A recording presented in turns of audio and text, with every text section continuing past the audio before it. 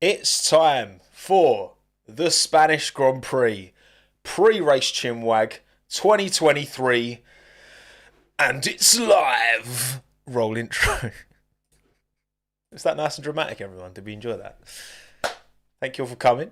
How are you? Hope you're well today. Welcome, Jonas, PP, Potato, Car Guy, Iasu, David, Ella, Carlos, Hilita, Jaden, Julia, Potato, again, JM, Jack, Connor, Eski, Seth, Mateo, Jonas, Matt, Tom, Mika, Thoppy, Jozo, Bubbo, Xander, Reese, Alvaro, Tommy, Dre, Kaluga, Legendary Corn, Ados, Static, Jamie, Lumpy Bumper, Lumpy Bumper, Lou, Dennis, Nathan, Formula Shorts, Washita, Sam, Connor, Freya, Versatility, love it. Aston Hart for the Aston win. If North Face made merch, that would be actually pretty sick. Do you know that CP Company make jackets for Formula E? Yeah, I know. Mad. Thank you all for coming. Welcome to you all joining the stream today. If you are watching live on YouTube, if you're watching after the fact on YouTube, or if you are listening through your ears on audio only platforms. I'm not wearing my watch. I've almost always got my watch on. I feel like it doesn't feel right not having a watch on. It's weird. Yeah, I know, CP, right? It's mad. Lando says he's going to win, does he? Or Alpine seem to think they're going to be half decent this weekend, which, look, we've heard that many a time from the French outfit, so remains to be seen. And Luca, welcome to Friends of... I'm sure you're already part of Friends of Tommo, but if not, welcome, Luca. Welcome to Friends of Tommo. £2 a month. Join button below if you want to support what I do. No obligation, of course, but I'd be much appreciated. Yes, there's been talk of rain as well this weekend, hasn't there, as well? Hello, Older from Paraguay. Love that. I need to see. I've never been to South America, so I need to explore that part of the world a little bit more. That would be lovely one day. Right, cool. First time catching my live stream. Nice, Charlie. Well, welcome, mate. Welcome live. Live and kicking. And yes, they have removed the chicane. Absolutely the right decision. Should we get into it? Let's talk about it. First of all, again, audio only, Apple Podcasts, Spotify, blah, blah, blah. If you're listening, like, rate, comment, do the things that help the algorithm thing, please. That would be much appreciated. And let's crack on. Let's get into it. Right, sweet. Round 8, Spanish Grand Prix. It's round 8. I know we've only had, this will be the 7th race, round 8. Obviously, Emilia-Romagna.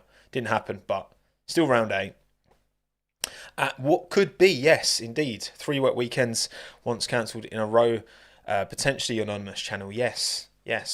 I'm not being funny. If you ever want more of an advertisement for the effects of a certain climate change, then, well, I mean, Emilia-Romagna last weekend was certainly an example of that. But yeah, it's I think this is not going to be a problem. Like, this is not going to be a problem that goes away. All I'm saying is, as the world's weather gets a bit more mad over the next rest of time, seemingly, we're going to have to deal with these wet weathers, these freak weather events at Grand Prix, unfortunately. But we'll see. I mean, Spain isn't one known for rain at all. But again, we'll see. Maybe a bit of weather comes down and shakes things up a bit. Thank you, Ralph Dankers, by the way, for joining Friends of Tommo as well. PSV, love that. Great little Dutch club, PSV Eindhoven. Eindhoven's a really nice little city as well. I went there end of last year when I did my little chat with Atsi Kirchhoff. She raced hovercrafts. Yeah, I wouldn't hovercrafts with downforce. I'm not sure how that would work. We'd like to see the first. Really, is it first race in Spain since 1996? That would be Spanish Grand Prix rain, of course. That would be pretty mad. Without the chicane as well, of course, yes, track changes. This configuration of Catalonia we've never seen before, because obviously there were other track changes that happened. Was it last year, the first year of those other changes, where they've extended the corner before the final sector? It's like a long left-hander. It's a bit more like designed for bike racing somewhat. I can't remember if it was 21 or 22, but yeah, so this is the first time we're getting this configuration, because no final chicane as well, which we've been banging on about for so long. Hopefully it helps. It would be a bit a bit unfortunate if, all we've been doing as fans is moaning about the final chicane for so many years, and then they get rid of the final chicane and it doesn't help the racing. Now, of course, there's a distinction we have to try and make, because look, Red Bull could go on and dominate this weekend. Okay, this feels like a very Red Bull track. The Red Bull track is going to optimize the things that they get right, which is a lot, of course, but particularly I feel like they're going to be in a really good place at Spain. If they do dominate, that doesn't necessarily mean the track changes haven't helped. It's just that the way things are at the moment, we do have a team that has this advantage somewhat, and all of the drivers are so good that you can't really get your driver to make up for it. You know what I mean? I'm trying to say, but we'll see. And thank you, Seth, for the ad block tax. Appreciate it. Aren't YouTube cracking down on ad blocks now, by the way? I heard that that's a thing starting now. So if you run an ad block, then YouTube might kick you out. So, I mean, look, selfishly, from a creator point of view, it means I probably get a bit more money. So, but obviously, ad block also functions. Yeah, you get some dodgy ads on YouTube as well, don't you? They're not the best at vetoing dodgy stuff. So, I'm not going to sit here and complain about it, and you know what I mean. It is what it is. But can overtaking be improved now the chicane is gone? Hopefully, Jonas. Hopefully, hopefully it will give you a better shot at being closer going into turn one, I guess. But we'll see. We'll see. And thank you, Jack, as well, for the $6. Have a coffee on me, mate. You know what? I like an iced coffee. I'm not a hot drinker at all. Neither's Hannah. Tea, coffee, none of that. I'll have a hot chocolate, but then it makes me want to go to the toilet, like almost immediately. So, iced coffee's nice though. I don't mind an iced coffee.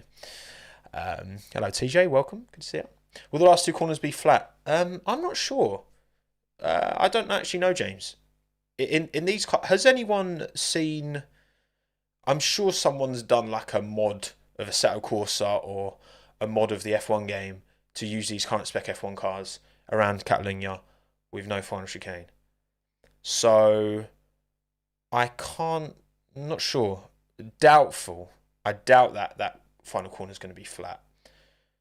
Maybe a slight. Yeah. There we go. First flat, second not. Yeah. First one of the two is flat. So first one, boom, full tilt, and then you've got an opportunity to stay close and hopefully it does something. Because I mean, turn one is the only real opportunity for an overtake at Catalunya. But we'll see. We shall see. Right, okay. And cheers, Jamie, for the 29 hours as well, although I've been subscribed for a lot longer. Ugh, mate, I don't know why it doesn't keep up with it sometimes. It's a bit weird. You've been 12 months, mate. That's a long time, man. Appreciate it, Jamie. Thank you very much for your support. It enables me to do what I do, okay? I'm nothing. I'm nothing. I'm worthless without all of you. So, there you go. Do you think other teams are analysing Red Bull's flaw right now? I do. I mean, even Mercedes, someone put a statement out, Mercedes, basically saying, yeah, we've been hard at work analysing what Red Bull were doing to try and see what other teams can learn. Because making a straight up copy isn't necessarily going to work, because it's not just it's how the floor interacts with the wings and all that. And trying to make a straight up copy isn't necessarily going to be the answer to your problems, but obviously learning what you can from what Red Bull were doing right, clearly. Again, this is all part of the longer these kind of regulations go on, the more other teams will learn. The hope is that Red Bull are close to the theoretical ceiling of these regulations, because there is a theoretical ceiling. You know, as time goes on, the diminishing returns you get from upgrades. I mean, Red Bull are bringing upgrades this weekend to Spain, which is a bit ominous. But he does vouch. He does. And, you know, you got to think that by the end of the year, I wouldn't be surprised if at least one team, by like the final race in Abu Dhabi, is on pace with Red Bull race pace. I wouldn't be surprised by that. Obviously, it'd be too late to have a title challenge. But then I think, you know, by second half of next season, if we haven't got at least 3 teams competitive at the front, then there needs to be like serious questions, not so much of the rules, because the rules are what they are, of these other teams, that why haven't they bridged the gap? You know what I mean? Because you've got the increased ATR relative to Red Bull right now, for particularly Aston Martin, but Ferrari and Mercedes as well. Yeah, we'll see. We will see. Right. Okay. So Spain, Catalonia, not a track that's particularly enjoyed. In fact, let's do a poll, because I love doing a poll on these live streams. What do you think of the Catalonia circuit with no final chicane? I want to know what your belief, what your anticipation is. Are you well excited? Good. It's going to be good. Still rubbish. Well, give you 4 options to pick from there. We have no evidence. No, you don't, Jamie. But I'm saying, what are you anticipating? Because we don't know yet. We don't know yet. But are you anticipating that this is gonna turn this track into one that, again, it's not a bad racing track. It's not a great F1 track. There is a difference, you know. There's many a good circuit that doesn't really work for F1 because of the aero dependence that this series has compared to a lot of others, you know. Like a lot of motorsports have aero dependence, but the aero dependence in F1 is pretty extreme. So again, certain tracks are gonna punish you more for that, you know. What do you think? What do we think, chat? What do we think? Right, let's have a look at the. So 52% of you saying good, almost 19% of you are well excited, 26 and 3% still rubbish. Okay, so most of you, I like this. We're an optimistic bunch. Okay, over here on the Tommo YouTube channel, we're an optimistic bunch, and I like that. Okay, I am for this Grand Prix. I am well excited. Actually, I'm. Again, I am a Catalonia enjoyer. It was one of my favourite tracks to drive back when I used to just drive Forza Motorsport all the time. Forza 3, I absolutely love that game. And Forza 4. But Catalonia was like one of my favourite circuits. Has always been in video game form, one of my favourite to race. So, yeah, I'm buzzing. I'm looking forward to it.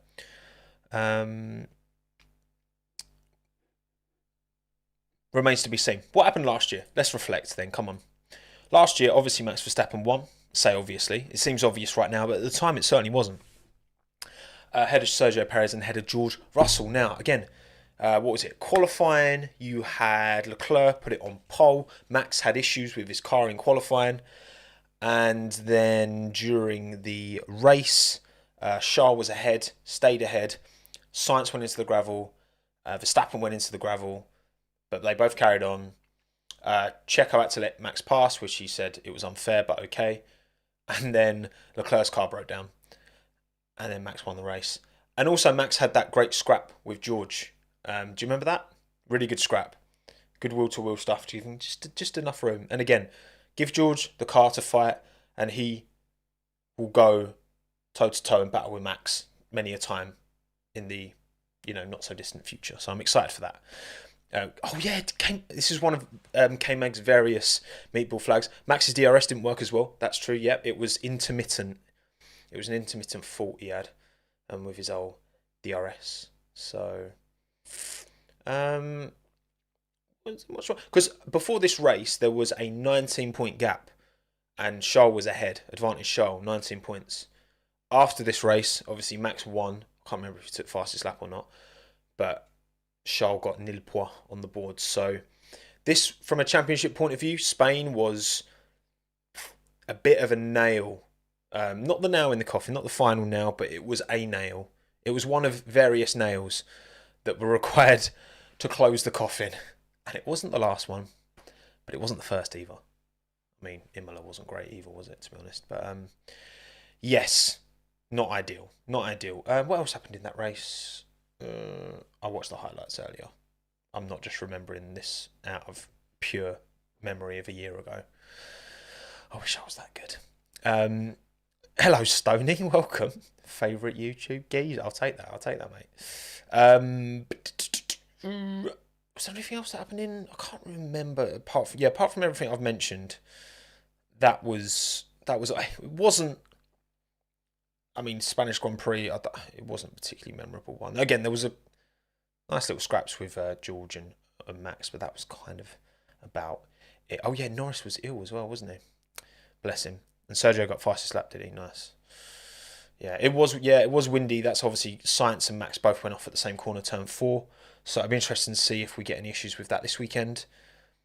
Again, I'm not sure. Let me have a look now. Actually, weather in Catalonia.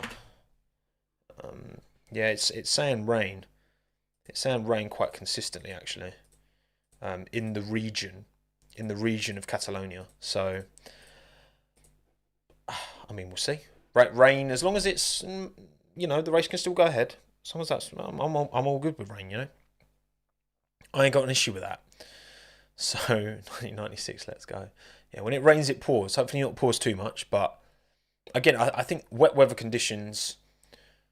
I feel like in these cars, given the field spread is from top to bottom is as small as it's ever been,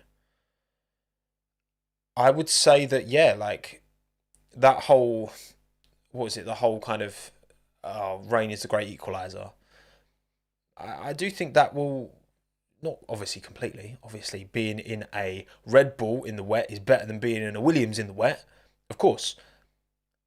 But there's less of that driver impact. It just becomes a much bigger component. And same with Monaco, actually, even in the dry in Monaco. Getting it rewards confidence, doesn't it?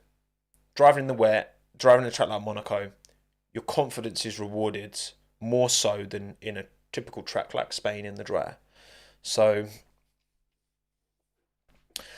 we'll see.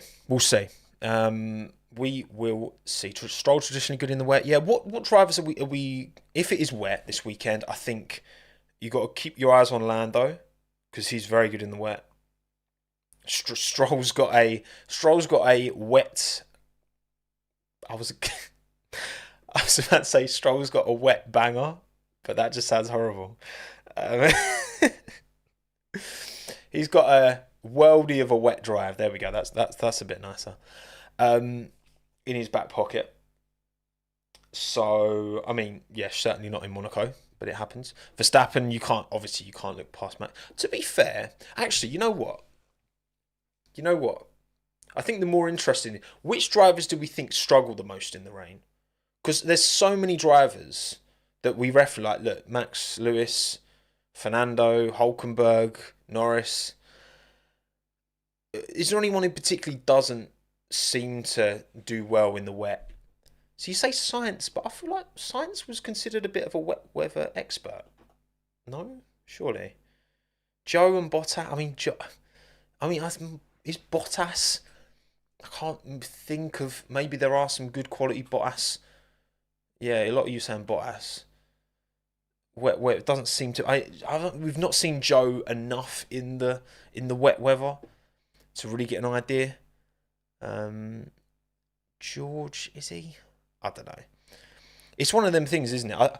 I do honestly feel... I think it's more difficult now than ever to really differentiate these drivers. Because I just think they're all really, really good. And when all the drivers are within, maybe a few tenths of each other, top to bottom, then it's harder to pull out, when go back 20 years ago and it was, come on, yes, you had your Schumacher, your Raikkonen, your Alonso growing up, jumping into the fight, like, you had these top drivers, but the bottom drivers were worse than the bottom drivers we have now. I'm very sure of that.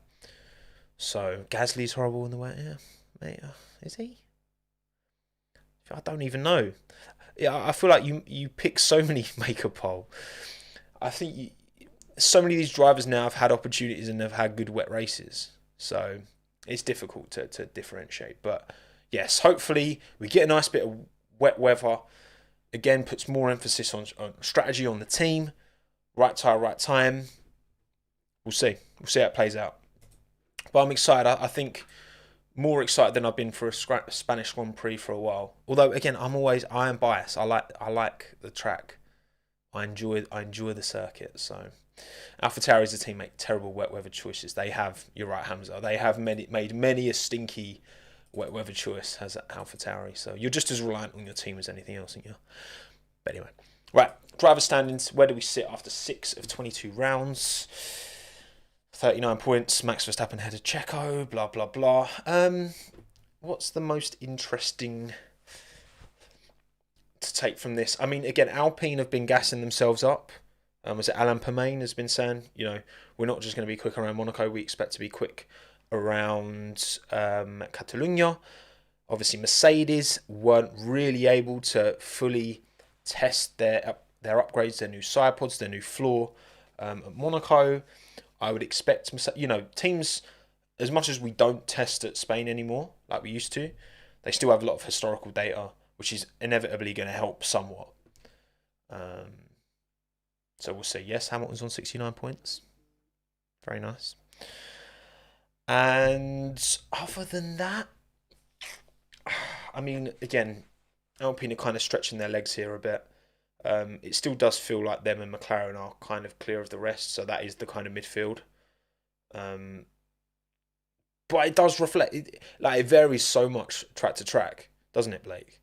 You got Monaco and Catalonia could not be more different, surely, in terms of circuit characteristics. The types of corners you're driving through at Catalonia have no place in Monaco. So we'll see. We'll see. You know what I was as well? I want to ask for some advice here, because earlier on, the plan was to have the driver standings here, and then the next slide was going to be your average finishing position. However, it becomes a bit more, because I only want to show it if I think it's meaningful, I guess. So in a way, for example, like the reason it comes is because I'm like, well, look, Sonoda's been so close to the point so often and not got points and just got 1 point. So, I think there's value in seeing an average finishing position, but should I include DNFs? Because obviously you still get a finishing position as such. Like if you DNF first, you're 20th. If you DNF last, you might be 17th or 16th or whatever. So I'm not sure whether to include DNFs or just take. There's always going to be a caveat, isn't there? Non-mechanical DNFs include. See, and that's the thing. Like once you start including like crash DNFs and non-mechanical ones, then it just gets a bit like. I need to make like an Excel spreadsheet so I can just plug in each finish, whether it's relevant or not, and then it just gives me the average finishing position. Yeah, I need to make an Excel spreadsheet. Yeah, leave DNFs out. If the DNF driver's at fault. Yeah, yeah, maybe. It gets so nuanced. Exactly, Blake. Exactly.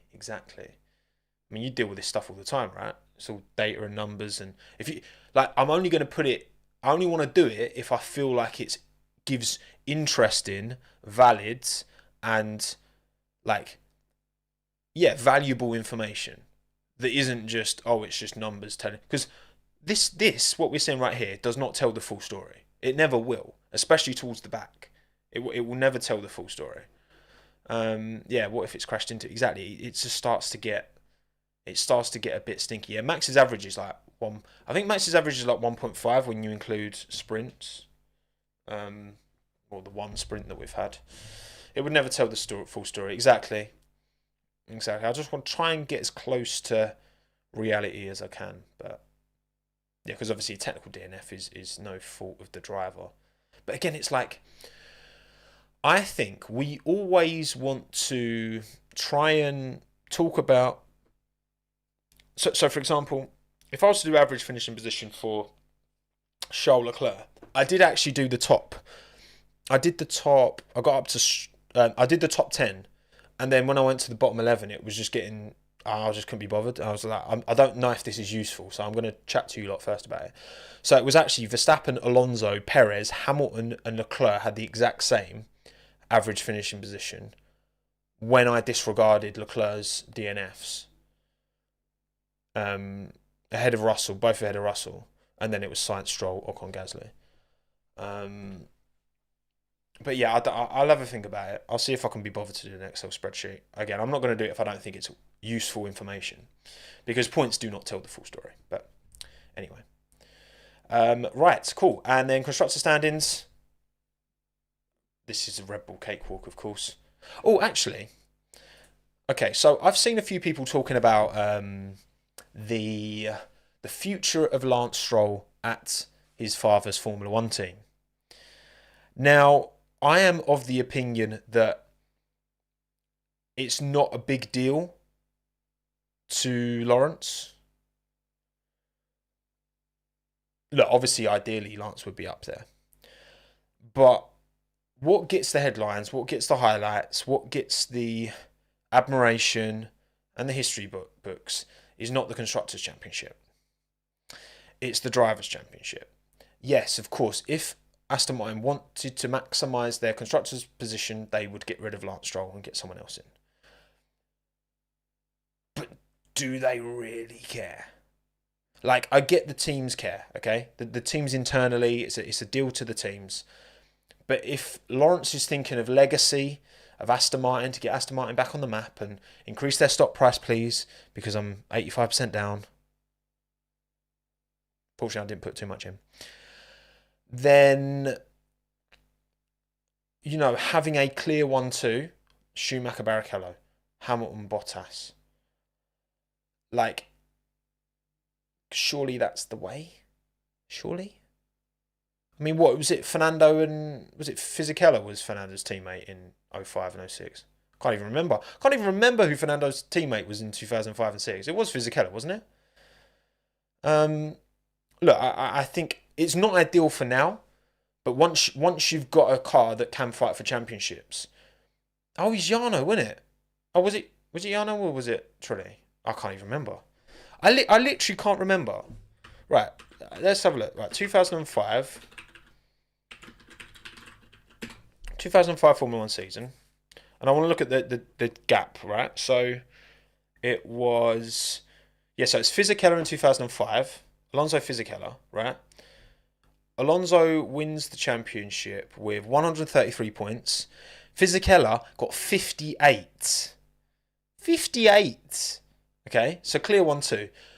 What do you remember in 2005? You remember Fernando Alonso winning the title. Renault did also win the Constructors, but they only won the Constructors by 9 points ahead of McLaren. That's mad. That's actually mad. Yeah, because JPM outscored Fisichella, as did Michael Schumacher, obviously. Right, so that's 2005. And 2006, where it was... Is that year it was... no, that was Fisichella as well. I was right. Why are you lot saying Trulli? I should have trusted my gut. 2006 was Alonso Trulli. Sorry, Alonso Fisichella. And then, yeah, Fernando 134 points, Fisichella 72. And Fisichella only got, what, 1 win and 4 P3s. So it wasn't like he was on the podium all the time either. But that's what I mean. That helped enable him to win. Alonso to win. Giancarlo, I know you've got your hands stiff. That is the most savage team radio of all I have ever witnessed. If you haven't heard it, it's Fisichella's race engineer telling him to hurry up because he's going too slow. And he says, I know you got understeer, but you're 2 seconds off of Alonso. But this is what I'm saying, right? So you could argue that, you know, if Fisichella was closer to Alonso, then what? Schumacher finished 13 points behind Alonso in 2006. They could have traded a few more. Alonso could have got a few less P1s. And what, the gap, I mean, to be fair, back then, the gap, man, it's mad. Back then, so only the top 8 used to get points, didn't they? And then what, P1 was 10, P2 was 8. So that is crazy, isn't it? That is crazy how the point scoring system, like, it'd be really interesting. I'd want to get someone who just knows data, because I can't be asked with the Excel spreadsheets. But to go through every single Formula 1 championship and apply the current point system and see how, like, what changes. That would be a really good video for someone to do. Someone much more intelligent than me. Maybe I could commission someone to do it, I don't know. and work with someone who knows that kind of stuff. Pross 7-time, yeah, probably. Peter Brook, yeah, maybe. Might actually message Peter. He was at the live show, and we've got a mutual friend as well. It's really small world. Oh, has he already done that? Oh, was he? I was sick. I didn't even realise he'd done it. Sweet. Pross would have won 8 championships. Mad. That's crazy. I didn't see that one from Pete. I'll have to check that out. Yeah, it's and that's the thing, right? It's all of that context kind of matters, and it's impossible to, keep it all in your brain and remember everything. But oh yeah, look, I ask ChatGPT. That's a good point. No, you know what? Where's actually, you know what? Let me find that video. Can someone find that video and link it? Actually, I'll go on his channel now, because I'm assuming that's going to be one of his. That sounds like a really interesting one, so I reckon that's one of his. I will link it in the live chat, because you should go watch it, because I want to watch it after this actually. Where we go? Oh, is it here? If everyone, yeah. What if everyone had? Oh, there we go. Yeah, made it a year ago. Sorry, Pete. Jeez. Right, I'm linking it in the live chat, because I feel like this is the kind of video that you should be watching. Okay. Actually, you know what? I'm gonna pin it. Boom. Lovely. Pin message. It should be in the live chat if you're watching this after the fact. Go and watch Peter Brook's video. Lovely job. I'm not gonna react to it. He deserves the views. Give him the views. I do not deserve them. Also, thank you very much, fantastic captain, for the 31 Aussie dollars. Damn. Appreciate it, mate. Thank you very much. I went to Tommo's live stream and all I got was this lousy super chat. Indeed, you left with nothing but my thanks and my admiration, which I'm sure is really worthwhile. You go to your local Woolies and you're like, oh, can I pay for this with Tommo's appreciation, please? I'm saying Woolies because you're in Australia, and Woolworths is a supermarket in Australia. I prefer Woolworths to Coles. Coles just gives me, not sure, but I prefer Woolies. But yeah, go check out Pete's video anyway. Right, interesting, cool, fun. Predictions. Should we talk predictions now? I did put the poll out this morning. Got over 1,000 of you to respond. So obviously subscribe to the YouTube channel if you want to make sure that you don't miss the community posts where I put the polls, or follow me on Twitter. Either or. Whatever floats your goat. You know what I mean? Whatever floats your goats. So, your predictions for the 2003 Monaco Grand Prix are as follows. 1,068 votes. 60% of you go for Max Verstappen, race winner. 22% Alonso, 5% Hamilton, 4% Sergio Perez. Yeah, I mean, it shouldn't, obviously Max is the favourite. Again, you say that most weekends, but particularly at this kind of track, you feel like he's got to be favourite. Did I say Monaco? 2003 Monaco. What is wrong with me? Did I actually say that? Oh my God, that's so weird. What is 2023 Spanish Grand Prix? What? I did forget bangers and clangers, yes. No, you know what? I didn't forget. When I remembered, I didn't have time. So I kind of forgot. But we've got a week before Canada, so I'll make sure we get bangers and clangers instead of worldies and stinkers. This is the last time. This is one last glory lap for worldies and stinkers before we get the new generation of banger and clanger. If you weren't here for the last live stream, then you don't know what I'm talking about, and that's your own fault. That's your own fault. Winners and spinners. Yeah, it's not the same Woolworths we used to get over here, Dom. It's like a completely different Woolworths. It's like Strongbow in Australia. It's like quite a premium looking cider, and it tastes totally different to the horrible nonsense you get in this country. It's mad. But anyway, yeah. So Race win Max Verstappen, no surprise there. Worldy Drive, Fernando once again gets the Worldy Drive vote. Him and Nick De Vries in Worldy Drive and Stinker Drive are like set in stone. Like De Vries didn't even he did not have a shocking race compared to plenty of others last weekend. But he still got that vote. So Alonso 21% Worldy, Hamilton 18, Tsunoda 17, Norris. I like the Tsunoda prop. I appreciate that. Well done. 8% Norris as well. Yeah, I can't really disagree too much with those Worldy Drive shouts. Obviously, Verstappen would be in there as well if he wasn't just cleaning up. And yeah, I'm interested. It'd be interesting to see how Mercedes do this weekend.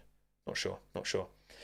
Hello, Race. Thank you for the 4.99, mate. Appreciate it. Pre-race Chinwag starts talking about supermarkets. Yes, I do.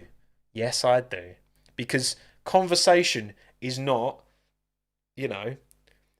it's open and fluid, and we talk about different things. That's the way I like it. It's more fun that way.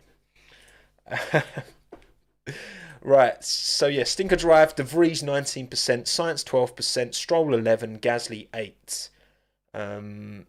Hopefully not Science Home Grand Prix. Would love to see him do well there. Obviously, yes.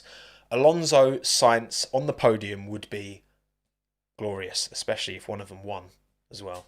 That would be lovely. All Spanish-speaking podium coming soon. Yeah, maybe. Won't just be reserved for really 3D videos. No, we've already had it, haven't we? Wait. Yeah, we've already had... No, it was top 3 in qualifying, wasn't it? What race was where you had Checo, you had Fernando, and you had Carlos? Yeah, Miami qualifying, that's it. That's the one. Miami qualifying, yes, that was glorious vibes. Yeah, and Miami as well. So, great connection to Latin America down there. A lot of support for Checo, and it's good vibes. Enjoyed that one. Gasly down there in Stinker as well, which is that harsh? Maybe somewhat. We'll see. Worldy team Red Bull, obviously. Mercedes 25%, Aston Martin 14%, 10% McLaren, and then Stinker Haas with 32% of the vote, ahead of Alfa Romeo, Ferrari, and Alfa Tauri. Right. I'm not sure on Mercedes, I don't know. I think this is going to be difficult to predict the teams behind Red Bull. Those three, Aston, Ferrari, Mercedes, I really don't know. And I mean, what Alpine are chatting about is if they can be up there, which we'll see. Max DNF, maybe. He had some issues last time, so it depends. It doesn't look like it's going to be particularly hot either in the region of Catalonia in Spain. So remains to be seen. Right, they're your predictions. My predictions are as follows. Bonk. Verstappen win. Piastri Worldy Drive. I think Piastri's done a very good job this year. I think he's gone, considering he's a rookie in a new team, I think he's done a fantastic job. And I think this will be a good race for him. Joe, I've gone Stinker. Now, I've got a lot of love for Joe, but he's not had a great last few races. I think Valtteri has had the measure of him ever so slightly in the last few. And I'm just... Someone's got to be a stinker. Worldy Red Bull, Stinker, Williams. Williams has no downfall, so surely they're going to struggle here. Surely. We'll see. Lipton, love that Jubbly. I meant to say lovely Jubbly. I said love that Jubbly. Wow. We'll see. We'll reflect on these predictions in the post-race Chinwag on Monday to see how badly I got things wrong. Because I probably did. That's typically what I do. Williams didn't do that badly in Monaco, though. Well, Albon didn't do that badly in Monaco. That's the thing. This is something to, this might come across as harsh, right? At the end of the day, it's not just that Red Bull are dominant right now. It's Max Verstappen in that Red Bull is dominant. Right? Look at the driver standings. Obviously, yes, if Perez got more wins, that gap to Alonso would be bigger because there's 7 points between P1 and 2 rather than 3 points between P2 and 3. But come on, it's Max in that Red Bull. Max is still making the difference. I think Monaco qualifying that session in Q3, Max made the difference. Like, that's the way I feel. You know, it's not just about Red Bull being done. It's as much about that Red Bull car as it is about Max Verstappen. Because if there were two Checos in that Red Bull, then I don't think we'd be seeing the same clearness of Red Bull particularly in the constructor standings. But that's just my opinion, for what it's worth. Fantasy League. I still haven't updated my team yet. What am I probably going to do here? I'm almost certainly going to take Alex out. Oh wait, actually no. This is my old fantasy team. What have I done? Actually, you know what I'm going to do. There's always a mistake, isn't there, in these streams? This isn't my team. This is not. This is a lie. What I'm doing right now is lying to you. Okay, this is not my team. I do not claim any ownership of this team because it's not mine. This is someone else's team. No, my team. Let's have a look. Let's have a look where my team is. Completed. Yeah, so I've got Gasly, Tsunoda, Sainz, Verstappen, Alonso, Aston, and Red Bull Racing. That is my team as things stand. Let me just copy that. Boom. And then, can I just paste? No, I don't think that'll work. Let me just do this, and then I'll save that to my downloads. Saved, and then go to my downloads, and then I'll just drag that on here. Boom, there we go. Fixed. The graphic is fixed, everyone. It's okay. It's okay. So this is my team as it stands. Gasly, Tsunoda, Sainz, Verstappen, Alonso, Aston Martin, Red Bull. I mean, I'm not going to change Aston Martin and Red Bull. I'm not going to take Fernando out. I'm not going to take Verstappen out. But Sainz, Tsunoda, and Gasly are all... I mean, I've only got 2 free transfers, though. I'll probably keep Tsunoda in. And then Sainz and Gasly. That'll free me up some good money. Actually, you know what? You know what's more interesting? Is if we do this now, like on stream. Well, I change my team now. It doesn't give me as much help and information because I should really wait until after practice 3. But see. All right, let's have a look. Oh no, online cricket coach, love that. Welcome. Still baffles me that the people were stating that Max's first 2 sectors were average. Only sector 3 was good considering they're both PB sectors. No, exactly. I think that's what's misunderstood about Max's lap. You know, the Red Bull was slower. The Aston Martin and Ferrari and everyone else was more competitive relative to the Red Bull in those first 2 sectors. It's in that final sector where all weekend, you know, that Aston Martin was struggling. Fernando said it himself. But I mean, watch Jolyon Palmer's breakdown. If you're one of the people who thinks that it doesn't deserve credit because Max is in the best car, right? Which he is in the best car, but watch the breakdown on the F1 channel, Jolyon Palmer. The margins, there's no margin for that entire final sector. It's insane. It's actually insane. Like, trust me, give it a watch. Right, okay, what I'm gonna do. I'm gonna get screen share and I'm gonna manage my team. You lot are gonna help me. Right, screen share, boom. And then if I open this, apologies to any audio only, but I will talk through as we go. F1 fantasy game, lovely. There we go. Bosh, job done. That's the wrong thing. Just expand this, make this a bit larger on screen. So you lot, actually no, let's just put it here. That'll do. Okay, cool. So I'm going to take out Pierre. I'm going to take out Carlos. So that gives me how much to play with. 25.4 million. Look at these nice sofas. We have this sofa, by the way, but we're getting rid of it. It's a nice sofa, but Hannah wanted a more comfortable one, apparently. Anyway, so right, I've taken them 2 out. So 25.4 million. No, I'm definitely keeping. I don't want to lose any money in transfers. Matt's class with the wall multiple times, get fastest lap I collide in the F1 game, and it invalidates me. I mean, remember NASCAR, the guy who did the wall ride, you know? Come on. Right.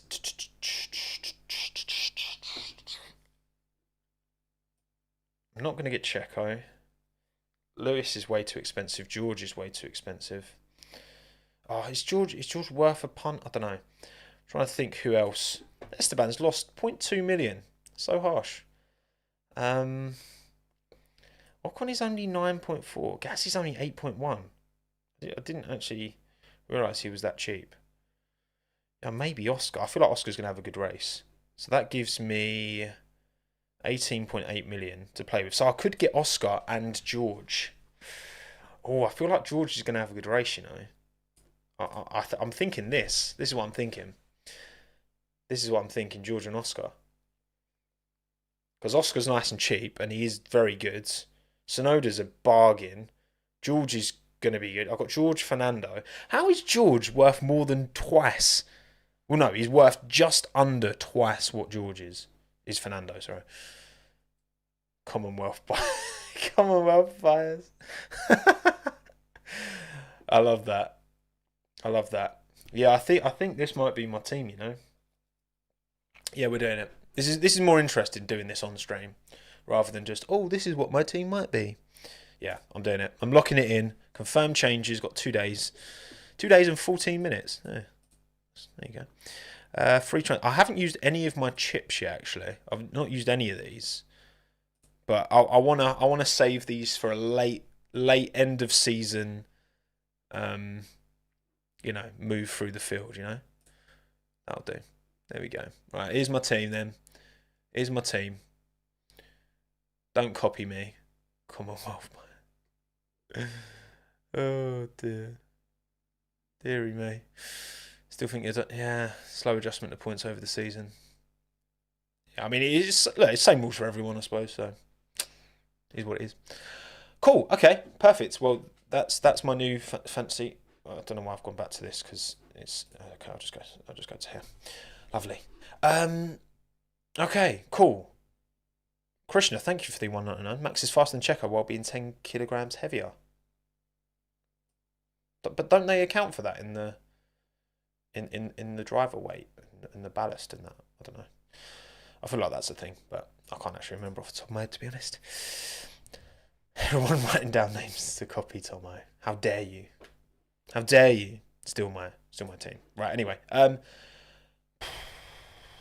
Much to say on each team. Alpine saying they're going to be quick this weekend. We'll see. I mean, I've heard it before, but I'll believe it when I see it. McLaren, hopefully just not more mid. That would be nice. Haas, who knows? Who knows with Haas? Just so inconsistent. They were rubbish in Monaco. Alfa Romeo Haas. This will be the little link up next year. Apparently, Alfa Romeo moving their title sponsorships out. Alfa Romeo need to make a bigger deal with their heritage and all that because they just don't. They don't lean into it enough. AlphaTauri, good in the hands of Yuki. You know, I'm assuming De Vries has got a bit more experience around Catalunya, so maybe we'll see. Williams, they're going to be poor. Ferrari, like I don't know anymore. I really don't know what to think of Ferrari. They've got a really good qualifying car, but they've not got a good racing car. And engine might go kaput, exactly, Harry. Mercedes, I think Mercedes will be decent. I think they'll be clear of Ferrari. I think it'll be them and Aston Martin scrapping over second quickest team. But probably Aston will have Fernando in the Aston will have the edge. That's the thing. Fernando in the Aston. At least with Mercedes, you've got George and Lewis both on a similar level, so they're in a good place. And then Red Bull, they're going to be fine. They're going to win the race probably by about 45 seconds. But anyway. Anything else that we haven't touched on this stream, people? Because we're going like 50 minutes. Bloody hell. Mate, I do waffle, don't I? I really do. F2 and F3 predictions. Good shout, Jake, as the intro roles once again. Um, to be honest, I'm not really following the F3 that closely. I know obviously Gabriel Mini won in Monaco. I know Colapinto's been doing well. I think so many of those drivers have changed to drivers that I wasn't really. I had no kind of like so many of the drivers are rookie this year in the Formula 3 that I haven't really learnt enough about them to have a strong opinion either way. So, but I will try and catch the F3. Oh no, I can't. This weekend's going to be difficult for me to catch all of the racing because I'm on a stag do in Newcastle. So, are there any Geordies in the live chat? Howie, I'm Andy Carroll. So yeah, it's going to be challenging for me to consume all of the F1 and F2 and F3. Very challenging. And I'm doing the last lap as well. Yes, because I'm coming back on the train Sunday morning. So yeah, it's going to be a difficult one to manage, but I'll do my best. And did Tommy predict Piastri biggest flop for this week? Well, there you go. Who's right, Tommy or Tommo? The war begins. Oh yeah, Dragovic was unreal. Isn't he he won the sprint and the feature last year, and then he won the sprint the year before that, didn't he? Something like that. That's pretty mad. I'm going to be near him this weekend. Exactly, Helita. Exactly. Funky costume. I'm going to try and just get there alive. That's the ultimate plan. Yeah, predictions F2, F3. It's very hard to give predictions. You know what I do think though? I think if I had to, right now, if I had to predict championship winner, and you might think, I think Vesti has a really good shot, not just because he's leading right now. I don't think he'll win the most races this year, but I just feel like his consistency has been really impressive, and he's just always seems to find a way up there. Even if he's not winning races, I mean, look, Kushmani, he's P4 in the standings, and he's not won a race. He's had one podium, I think, and he's doing a great job. I think obviously I want Oasa to win. I love Ayumu, but I would say Vesti's probably my bet if I had to gamble today. But I don't have an F3 one.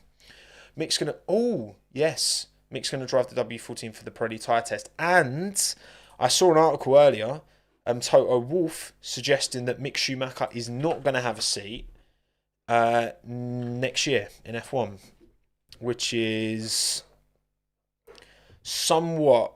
Hang on, let me try and find the article so I'm quoting correctly, because it's from, I'm sure it's from Toto Wolff. Yeah, Mick Schumacher is unlikely to race in Formula One next season. Let me find the quote. This is on Formula Uno.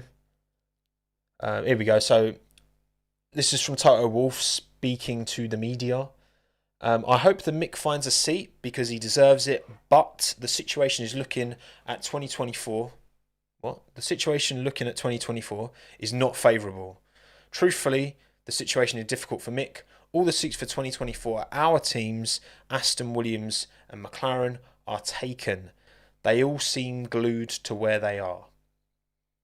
So, no change at Aston, no change at Williams, no change at McLaren, which is understandable across the board. No room for Mick.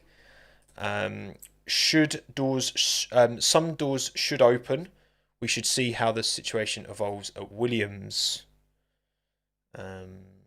Which, I mean, we know that Wolff's been pushing for Schumacher in that Williams instead of Sargent, which again it really does depend in, does Williams stick with Mercedes long term? Does Toto use that as some kind of bargaining chip to get him in? I really do feel like Mick has to go and do something else and keep himself fresh rather than just sitting on the sidelines. Go and DTM like Albon did or whatever. I mean, I know obviously Ocon had a year out on the sidelines as Mercedes reserve, so he was in quite a similar situation to Mick. But the problem, I mean, Ocon got dropped off of a pretty strong season in 2018. He massively outqualified Checo, but still got dropped. But then obviously Alpine, Wolf helped negotiate that deal to get him in at Alpine. So it's difficult for Mick because he didn't quite prove enough when he was in F1 to be like, yes, he's the guy to bring in. Obviously, Mick Schumacher has sponsors. He has the name, which is going to help his chances somewhat. But I don't see a clear move for Mick and how he gets into F1. And maybe Sargent does have more potential than Mick. Yeah, I would say I agree. I would agree that he has more potential. I don't think he's better than Mick, but I think he's got more potential to be better than Mick, in my opinion. But we'll see. America's Indy's going to love the Schumacher name. Yeah, I mean, mate, look, I feel like if Mick Schumacher went to IndyCar and did some Indy, maybe some one-off races this year, maybe did a full season next year, I think he would be a better driver for it. You look at Alex Palou, you look at Pato O'Ward, you look at these drivers who, have F1 racing. Alex Palou, when he jumped into that McLaren around Austin, was quality. He was so good. Look, what was it? 2022 Austin F1 FP1. Where's there we go, and there's the highlights, and I'm gonna get the board at the end, the top. He had Norris, Palou. Yeah, he was a second off of the soft tyre runners on a medium tyre. He was good. Gave a good account of himself. Did Alex Palou when he jumped into that McLaren last year. So Sargent is I think the thing is Sargent is a fresh doughy-eyed rookie. So I think there's at least give Sargent till mid-season before we start making assertions. Because again, like Bahrain was very strong, but also he did testing in Bahrain, so he was quite comfortable around that track. Eduardo Mortara should be in F1. He would be the next Vettel. Really? That's a strong one. That is a strong one. Mick at AlphaTauri, that's not going to happen. No chance. There's too many good Red Bull juniors for that to happen. They're going to keep it in-house for sure. Right, okay, cool. I am done. So thank you all for joining me for this pre-race Chinwag for the 2023 Spanish Grand Prix. Not the 2003 Monaco Grand Prix, which I said for some reason. And did I see rumours that Vettel got offered an F1 position? No, I didn't, Julita. I did not. I'll have to keep an eye on that. So, because I know Vettel, it's like Vettel on Twitter, see if anything comes up.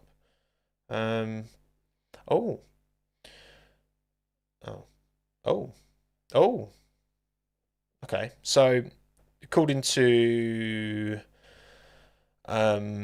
fastest pit stops reshared on Twitter. So reportedly, Sebastian Vettel visited all of his former teams in Monte Carlo last week, met with Lewis Hamilton, and finished his trip to Monaco with a Ferrari dinner. And according to rumours, Stefano Domenicali offered Vettel the role of sustainability manager in F1. That would make sense. Because I think the sport, which it does want to push the environmental, the green energy, sustainable fuels and all that, I think that message, gives Sebastian some kind of ambassadorial role to be the face of that. That'd be amazing. I'd love to see that. Is he qualified for that? I don't see why he's... Again, if it's an ambassadorial role, and it's more of a top line kind of... Yeah, I don't see why not. Of course, he's not the one to develop these synthetic fuels, but that's not the point. The point is you want someone... Yeah, that would make a lot of sense. I guess that's what I'm saying. That's what I would say.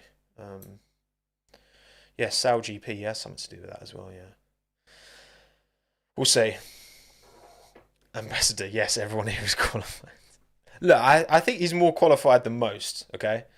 Seb's clearly very switched on. When he was on Question Time, he gave a very good account of himself. He obviously knows what he's talking about as much as, a driver who now finds passion in this can. So I don't think that'd be a bad move at all. I'd love to see that. Right, okay, I'm actually done now. Again, like the stream if you're on YouTube, subscribe, and in the live chat, write the word canon, because that is the. You can read that. There we go.